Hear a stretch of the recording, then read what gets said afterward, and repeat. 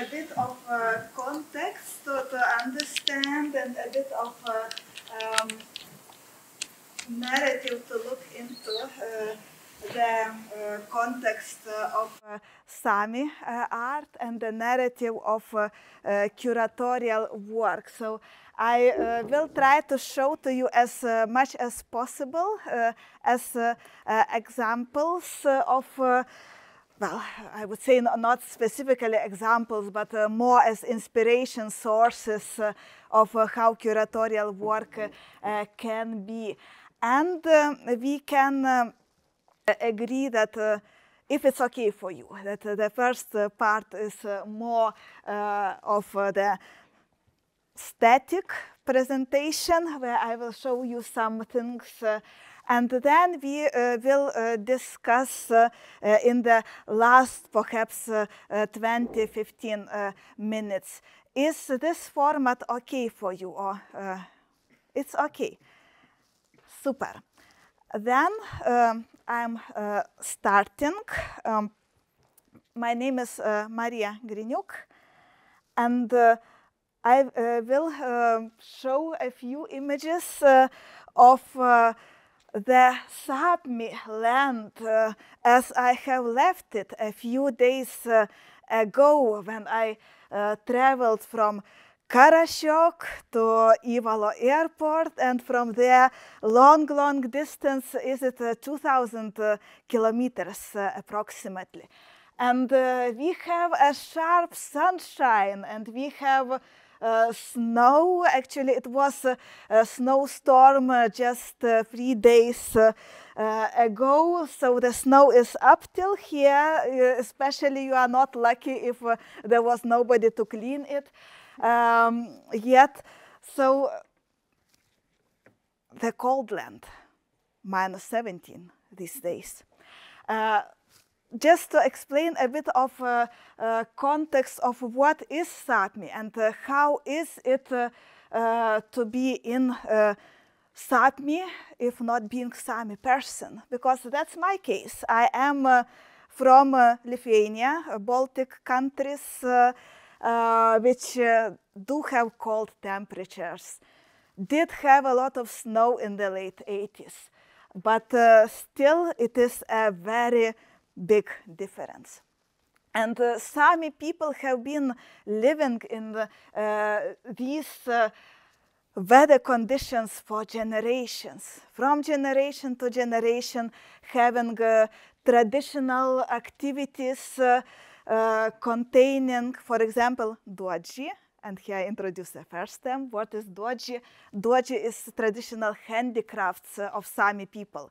And Sami creativity is very special in that understanding that basically if you can imagine families moving around with the reindeer, many generations from grandparents to children moving together in this landscape, they had a lot of tasks to do, a lot of activities to do. So basically one needed to be good with reindeer, one needed to be excellent in creating duodži items, handicrafts, which can be either textiles or using of tree or using of skin, all medical situations. Yes, one needed to know all that, and storytelling, and many other layers. So in this landscape, in this land, it is very normal, if not even to say encouraged, to be interdisciplinary. So what is very interesting, and what was very interesting for me as a Lithuanian person stepping into Sami lands, that basically it is okay to be interdisciplinary.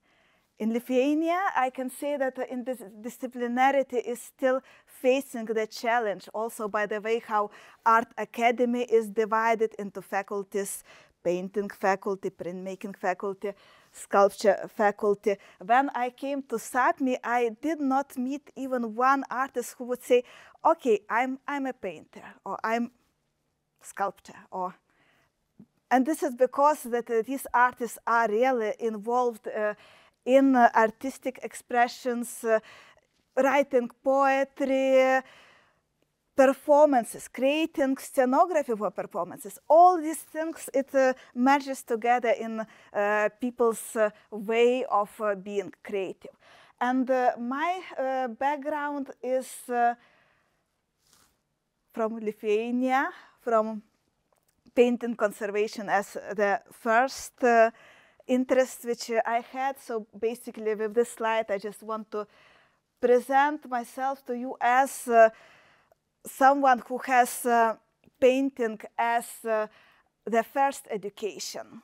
So basically what you see on the side of greenish, yellowish situation, this is painting as documentation of my performances. And that artwork is in Korsbergsgården Art Hall in Gotland, in Sweden, acquired by them.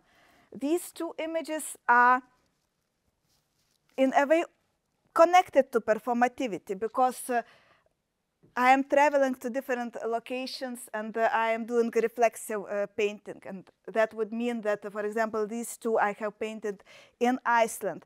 As coming to Iceland, feeling connection with the landscape of Iceland, as this black land with hard pieces of lava laying on the ground where you step and you almost feel as you would walk through something where you might slip and fall down. So these two are after such walks as connection with Icelandic landscape. And these are acquired by a museum in Lithuania. So my problem in Lithuania was basically that painting as background, interest as performance, and many other things. Because I have been very early starting to work also with artist-run activities such as artist residency from 2013. So basically, I was not quite feeling at home in Lithuania, even though the country is my home. I continued my studies in Denmark with the Art Academy, in Jutland, the Jyske Kunstakademi, then in Stockholm, Konstfach, and I'm thinking maybe I used too many years in the art academies. That's quite many art academies out there, but I'm not sorry for that, because it gave one more and one more and one more layer, and through those art academies somehow I shaped myself to be a bit like Sami people, in the way that I am working really interdisciplinary. And I am aware that I was supposed to talk about curating, and now I'm talking about Sapmi, about painting, and so on, but we are coming to curating. It happened like that 2 years ago, after finishing my doctoral studies, I was thinking, what is next step? And next step became Sapmi, became Sami Center for Contemporary Art in Karasjok. This is a very northern location. If we have Arctic Circle, so this is Arctic Circle plus 600 kilometers up there. So this is really, really, really far up north. And this is the building of Sami Center for Contemporary Art, where I am working with the Christmas stars. So this is a little bit earlier photo from January, from these dark times. And yes, those are dark times in Sapmi when you do not see the sun. It is a bit of this bluish, grayish sky, but you do not see the sun until the end of January. And this Sami Center for Contemporary Art as institution was founded in 1986 by the Artists Union, and it was in different locations, but then in 2013 the old school was rearranged into Sami Center for Contemporary Art. So basically we have very nice venue. I will show, you can see the venue just in some moments from now, but this is very fun playground for the curator to work with, because this is a lot of square meters, and this is a lot of work either with large-scale exhibitions of one artist or with a bit smaller scale exhibitions. We have two main halls in this art center, which either can be united into one exhibition or two different exhibitions. I was planning to show you some examples of curatorial work, and I was planning also to address a few focus points in connection to documentation as such, because we at the Art Center are dealing with quite a dilemma. What is that perfect way of documenting projects and artworks in the exhibitions? So I will tell a bit chronologically, and also please do understand that I am speaking from Lithuanian perspective, not Sami perspective. And I will talk from Lithuanian perspective how are seen these, as I introduced the lecture in the description, challenges when coming in the environment of culture where you are learning. You are learning each day and each month, each year. You are learning a little bit more, but still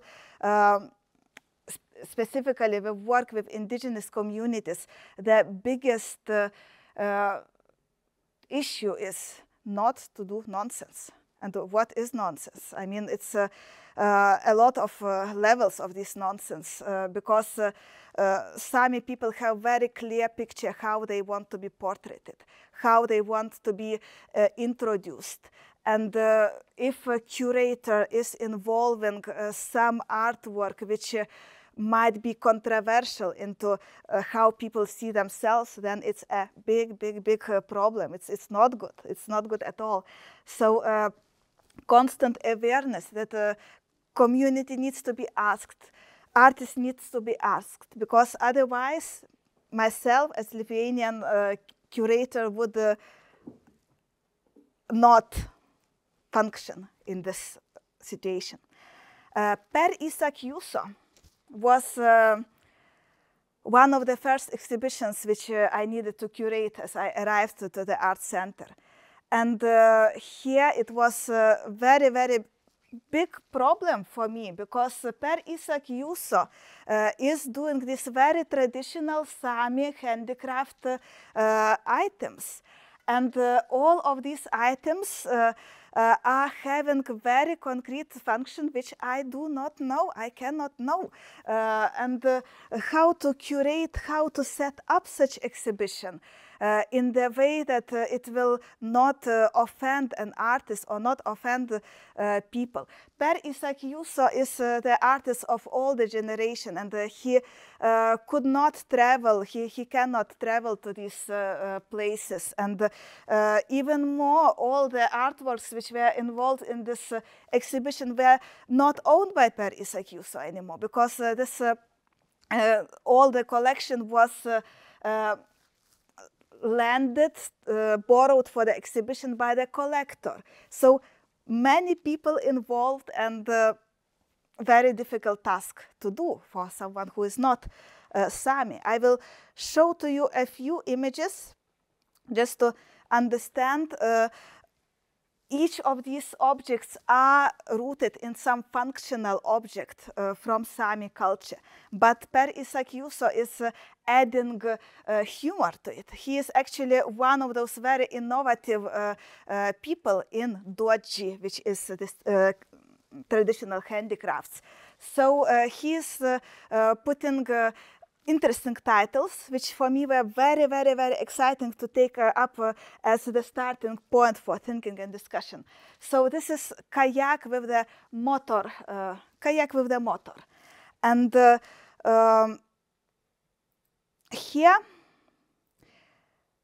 you can see this shape of traditional cup. And here you can see something what is absolutely not traditional for Sami culture, because suddenly he is using plastic. He is using something what nobody was using in doji before, because doji is considered to be the traditional nature-based materials. And this is the object with fringes. So these are the fringes. And since self-portrait, and since for me it was very difficult to understand how to navigate, even how to make this exhibition inside the space, the decision was to use the shapes, because okay, shapes I understand. I understand that objects are this and that shape, and they will look good in the exhibition space. They will look good because this is the aesthetical choice and the way to tell the story through the combination of the shapes. So I will show in a little moment the excerpts of video, and in this maybe I will show and then I will comment to you. I will show with this intention, no, not this one. I will show with the intention of letting you know the space.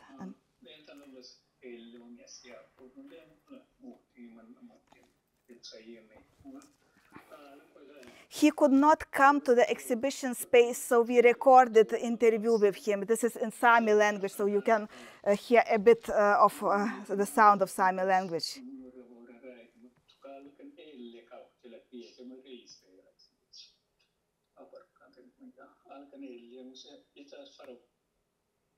I will just show to you the fragments so that you can feel the space.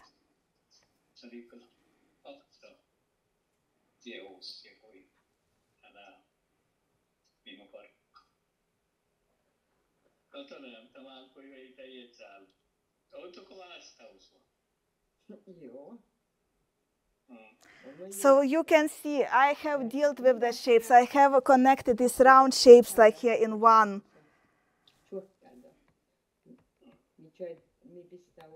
And here I have decided to put the sculptures in a row like 1, 2, 3, and then I would mimic these glass structures like 1, 2, 3, and in the middle glass structure the sculptures 1, 2, 3.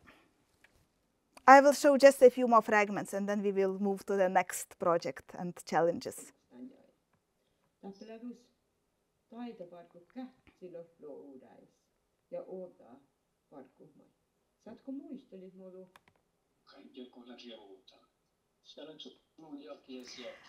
This is the bone of a reindeer, the faces.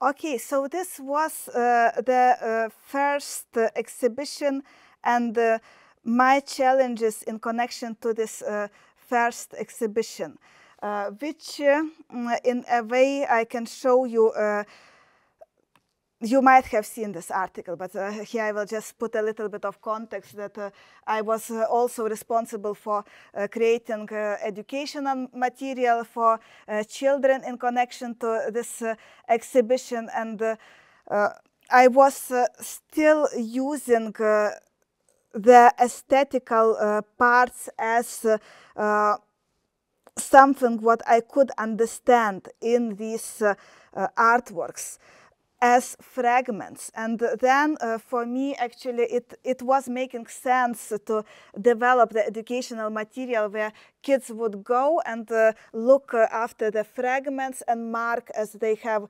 found this artwork. And you might say, okay, this is not the best way out of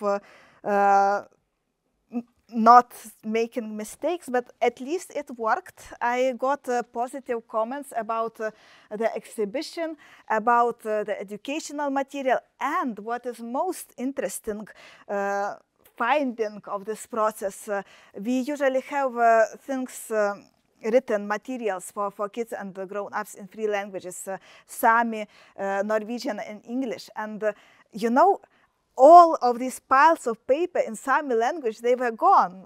People were really enthusiastic about Sami. Local people were really enthusiastic about going around with kids and looking into these details. So it worked. Maybe it's not ideal, but at least it worked.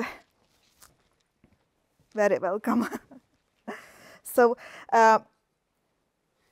here is just a little fragment from the article, just again to explain that this case was my case of working with very recognized, very established Sami artist who is doing doji in a very innovative way, because he is experimenting with these interesting titles, with these fringes of plastic. And this is, I think, interesting shift, how very traditional media is living its organic life in the hands of this artist with time and with challenges of time, as for example, we have too much plastic today, don't we? So the next case which I wanted to show you is the case of a Lithuanian artist and curator as myself developing educational program for Sami curators. And this challenge was big. This challenge was very, very big, because when I started to work at Sami Center for Contemporary Art, they had enrolled 10 students into this non-graduate program, and I received the students without program and even without funding for this program. That was interesting challenge. Also having the same situation, first of all, how to design the program that these people will be happy for the program, because all 10 students, they were Sami creative individuals who had bachelor or master in doji or in music or in another creative industry, and they all wanted to learn how to curate exhibitions. So in this situation, I can say well, it went well, but the thing is that since the program was not designed, and for me it was impossible to plan 2 years in a row and just to go in this direction, not asking people, how are you? Do you like the program? Is it okay? So I needed to design little by little, half year after half year, with very extensive feedback from people who either needed, for example, I will just say an example of something what didn't work.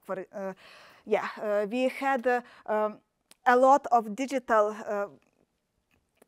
teaching, and why I was thinking that this digital teaching will work, because my students are living very far from this location.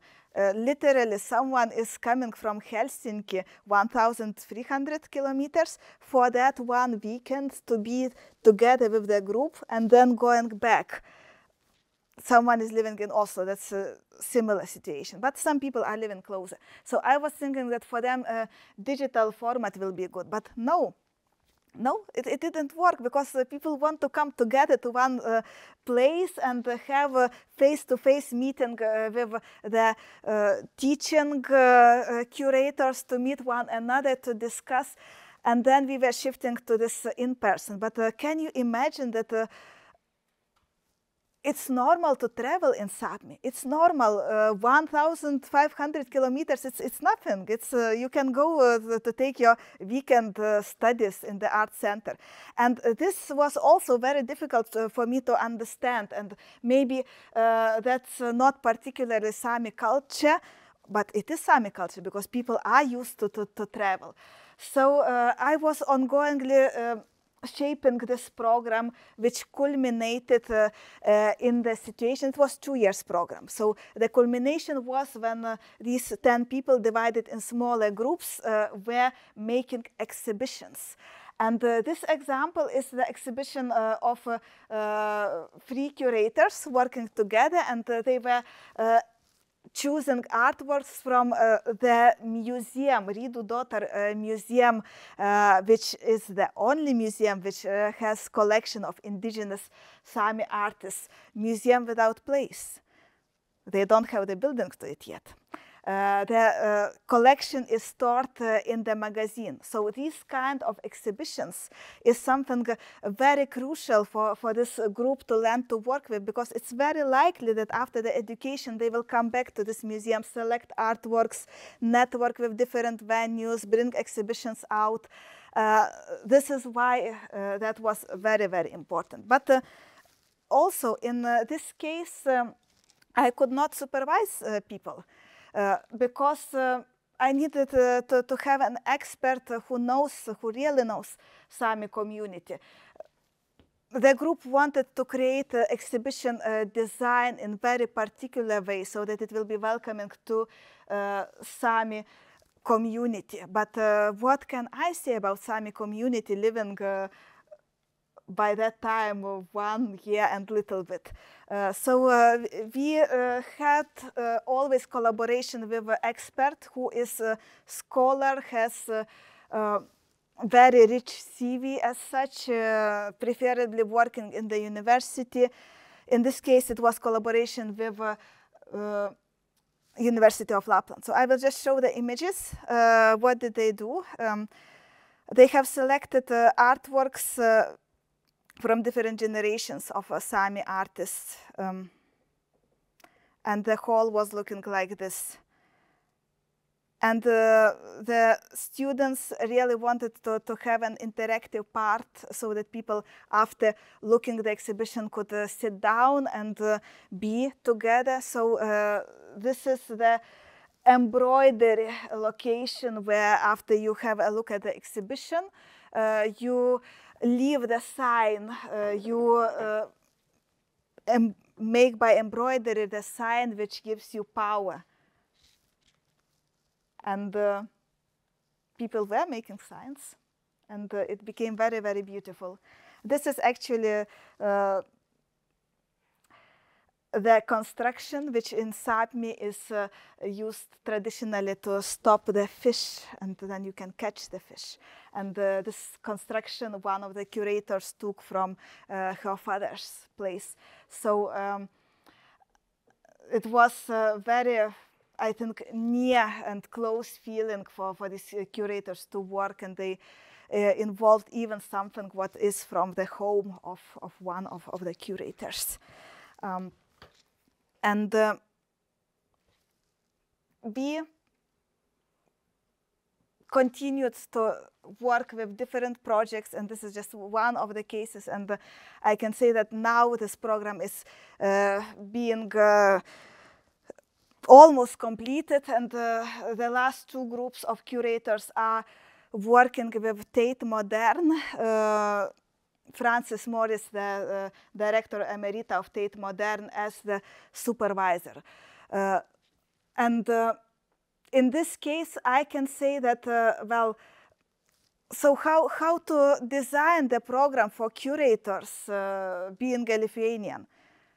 this was my way to design it in the way of connecting people in live location, connecting people to create these exhibitions, and connecting students with top competent people in the world who are working with indigenous themes. And in a way, here comes the question, because this was kind of a pilot project where we tried to see how would such curating from indigenous perspective be done, for example, in master level. So here comes a very, very important question.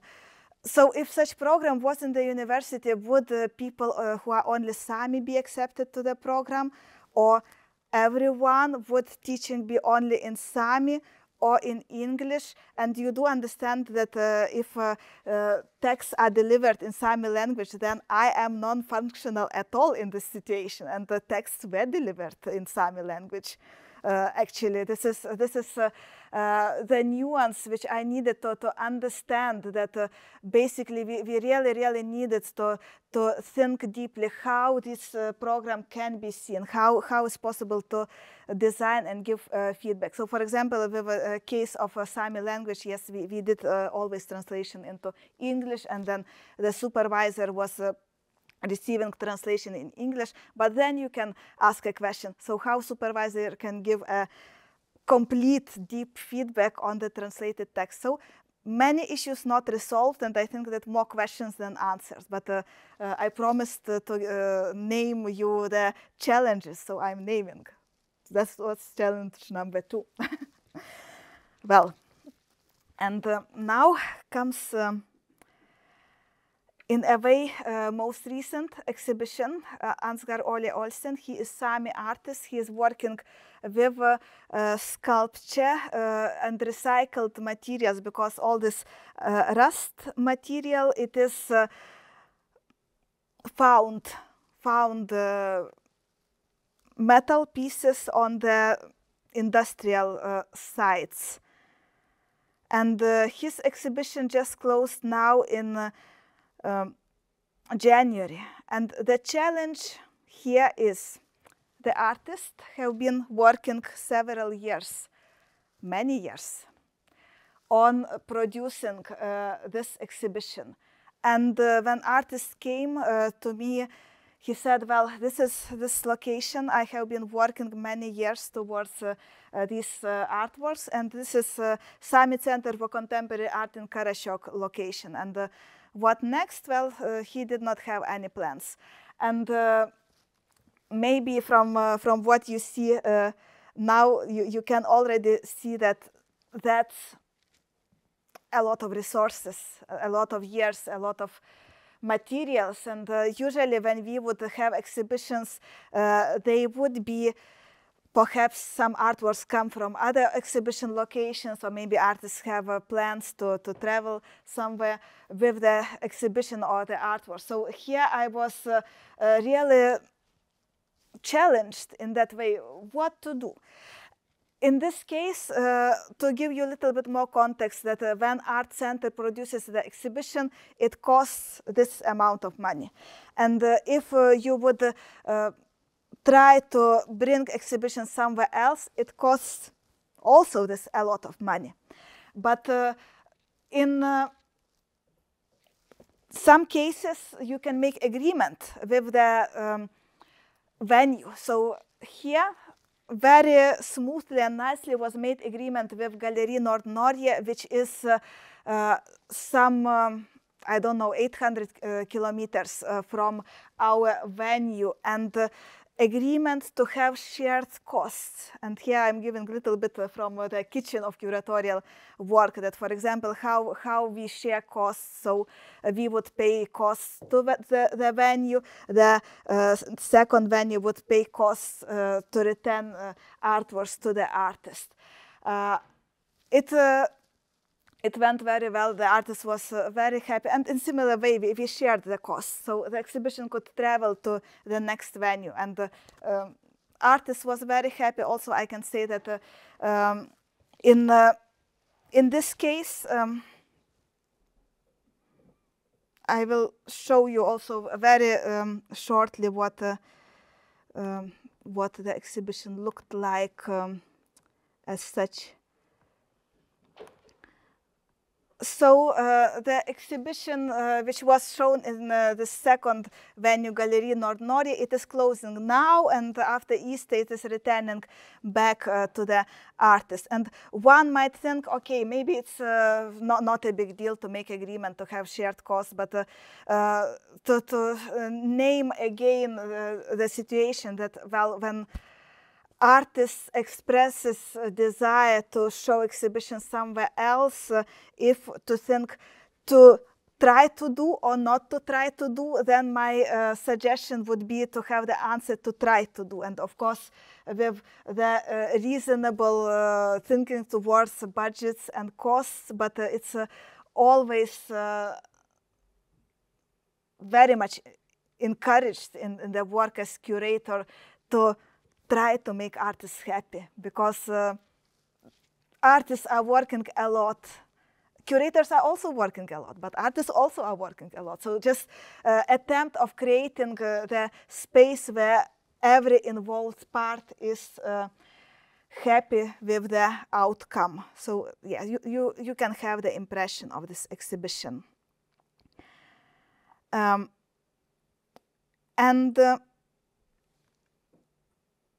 I promised to say a few words about other challenges what have been in the Sami art scene recently. And also I promised to talk a bit about the matters of documentation. So let's go back into my slides. As I have started to outline in this presentation that it's a challenge for Lithuanian artists and curators to be in Sami, but it's a challenge for many people who are not Sami. And my suggestion, if you end up working in the context of indigenous art or another culture art where you don't feel confident of having the complete knowledge, it's okay to work with these communities. It is okay, but the main advice from my side would be talk and listen to people, and allow people to look your text, allow people to give comments, and listen actively what is being said by the members of the community within the community, because bad things can happen. And one of these bad things, as I named them, was a situation with Lux Helsinki event, where the curator was involving one of the artworks by Katarina Sauri, picturing the very nostalgic image of a Sami woman. And this nostalgic, as I call it, image is the figure of Sami woman with the national clothes standing in front of the Sami landscape. And this made Sami community very upset, because this is a kind of image which offended them greatly, because this is romantic, not realistic representation of Sami people. And such case was resolved in the way that the curator placed the sign before coming to this artwork, that attention sensitive content.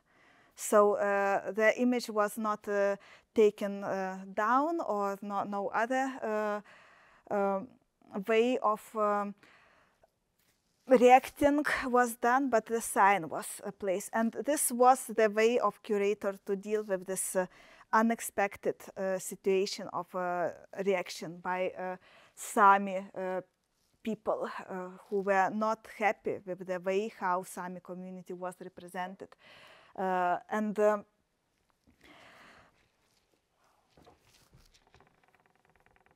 These situations, I do believe that can be resolved in the way of very active interest, very active communication, very active involvement of the community before putting the picture out there.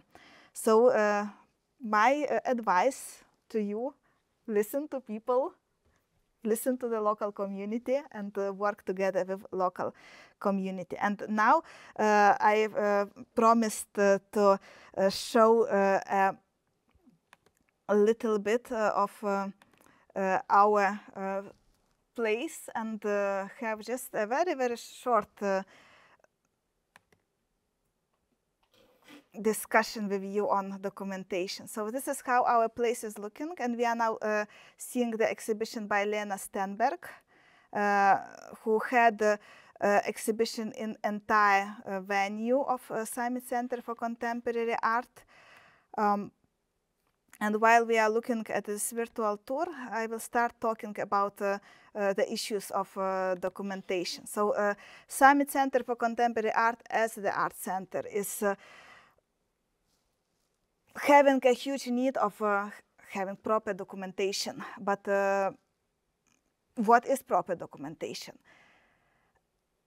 We are having huge focus on involving photographers. Tor Egil Rasmussen, for example, was the author of the photos that you have seen previously. And this was the digital tour once created for the space, because we did not have more money to create more digital tours. That is very expensive to do. But is this the way to document exhibitions? Since my start of work with the art center, I was not satisfied with only having photos, though we really focus on good photo documentation. So I always would do either this walk through the exhibition with video, just to have a bit of feeling of the space. And then for this exhibition, we did a virtual tour. But here, the very, very good question is, so what is good documentation for these exhibitions? And here I would have maybe my question to you. How do you document exhibitions as future artists and curators? What is your best case scenario documentation? I'm saying photography is a medium, but when you was talking about giving a feeling of the space, I was thinking that maybe I would like to try for some future projects, especially site-specific, to do something new. Like I usually doing short videos for promotion, but I really like the idea to work with some augmented like reality to support site-specific projects documentation. But so far, just photography. And while I'm doing photography, I also thinking about how it will look on social network. So this type of contemporary documentation, which is made for being watched on the smartphones and small screens and so on. In social media, we do try to understand what are perfect social media images. Any other thoughts from the recent exhibition you had? Was it photo? I agree with her. Like almost it's always photography and video, and it's always with the phone of a little digital camera I have, and it's not that good quality either, but it's more for what she said about social media and just let everyone to know it, because everyone is in social media now. So, but it would be fine to do a 3D scanner and everything. It would be so like really good, but you have to have the apps and the time to do it. So it's a little bit like Yeah. technologies. I am thinking, but I'm just thinking also from this perspective. If, let's say, you in some 5 or 10 years are interested in something what was done in 2024, then this virtual tour, if it would be something what gives most documentary. I once did a documentary in like 360 camera, like Insta camera, which allows you to take basically a video for virtual reality. It takes a lot of stitching together, and it's very like process heavy. But the result, if it can be both viewed in VR, but it's really immersive. Like that's why you get the real sense of space. But if you don't have VR, it can be uploaded to YouTube, which hopefully in 10 years will still have some form of its own way. You can either, you know, if you watch it on phone, you can just move around and you will get at least a snippet of the area. Okay. It won't be like so immersive, but at least it won't be warped. Or you can manually with some computer, you can like use this kind of thing to kind of like scroll around, which is not the most efficient. It gives you a sense of the idea. And the people to whom you showed, they were happy. Yeah, with experience. Yeah, it was actually it was a video. It was, but you can also like physically screenshots of like the space. But we did a video at a time. It was basically for. I think it wasn't like a documentary for the exhibition, but I think it could be used for a documentary exhibition. We're documenting a situation at a Chinese square where people kind of offer their children for marriage, and it's very.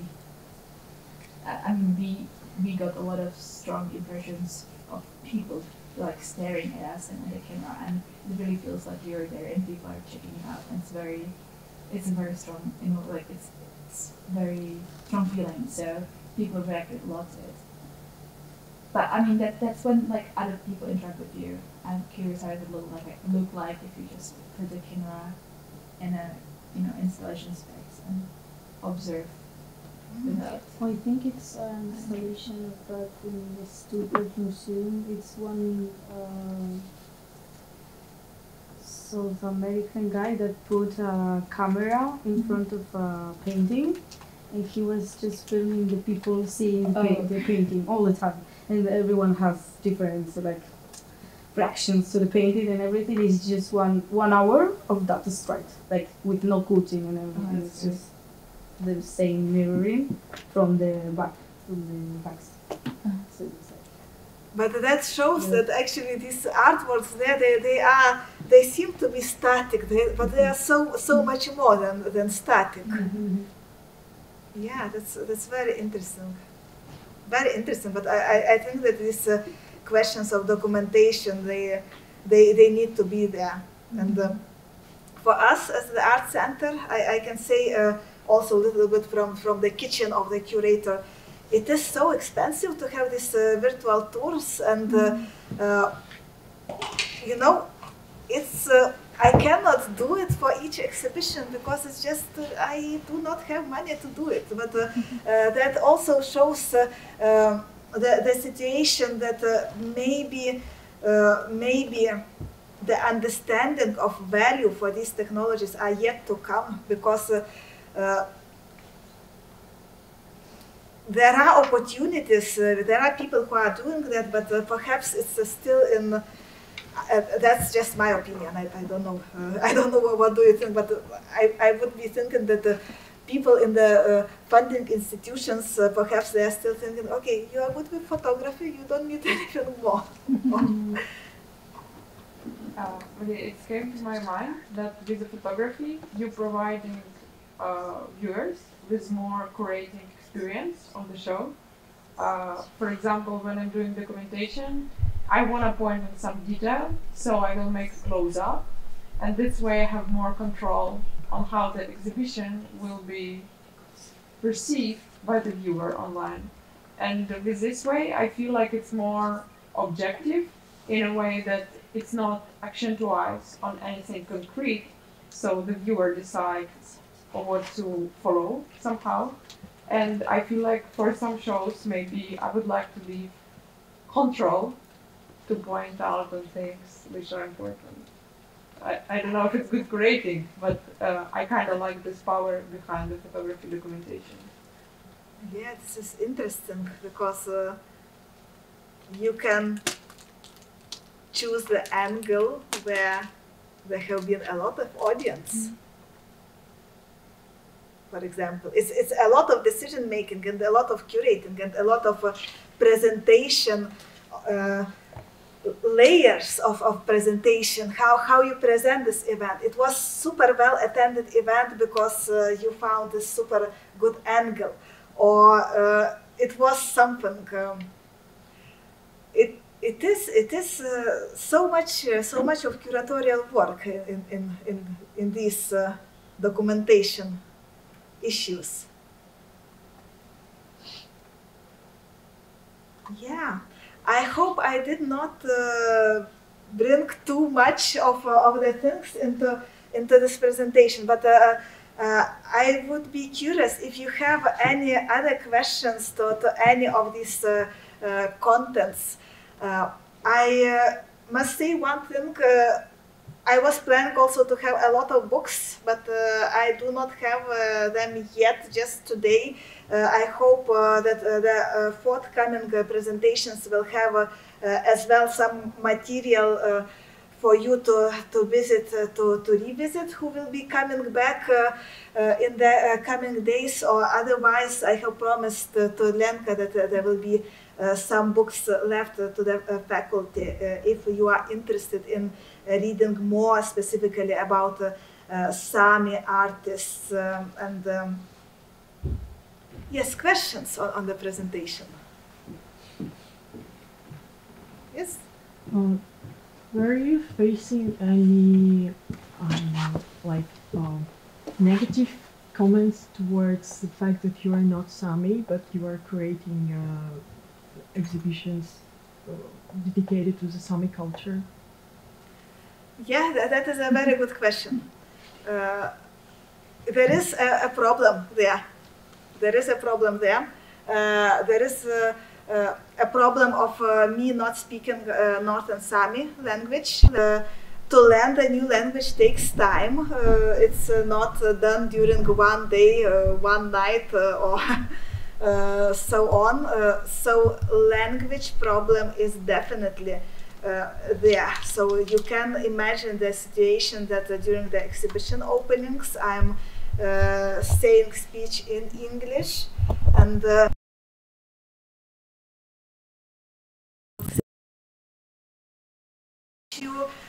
I feel very strongly that it is mandatory to learn Northern Sami language if I plan to do a few more things there.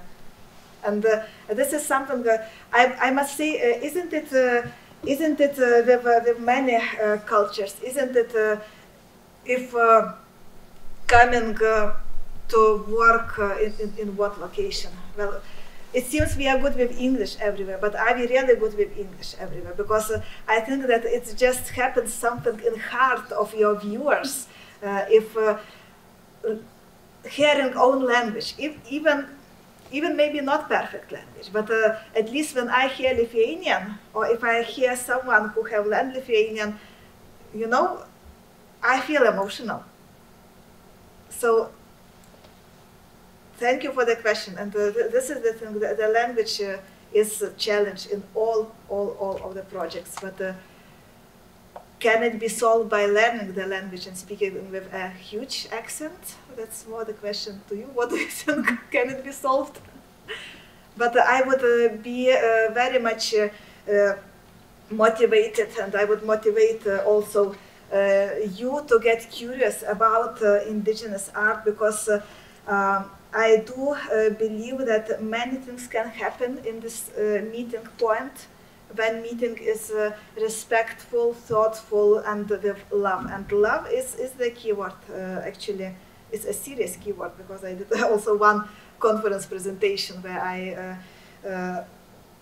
see curating through the lens of love. So definitely I would think that it is the matter of ethical involvement, and my encouragement: do not be afraid to work with any culture. Just be curious and be prepared. Any other question? Yes. You was mentioning that in your program for Sami curators, there were people, masters and bachelors in doji, in Yes. medium existing in Sami culture exclusively. So I was wondering where you can learn Sami medium doji, and it's only in Norway, or it's like in more Scandinavian country. How you learn it? Yeah. Like if you give some give some insights. Sami University of Applied Sciences is the only indigenous university in Europe. It has a bachelor, master, and Ph.D. program in doji, and this is a very, very cool place.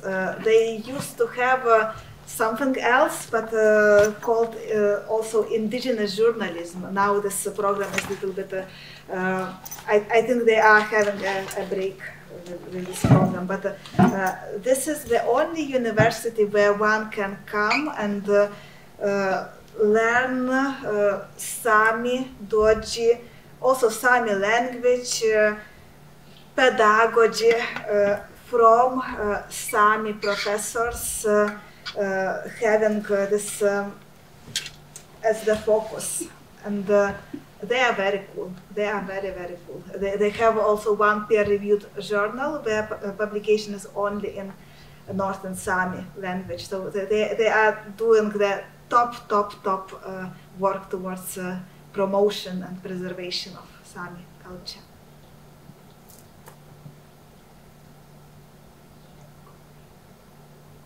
Yeah, I think, thank you so much for your questions. Such a pleasure to have a chance of thinking in deeper levels of the cultural interconnections.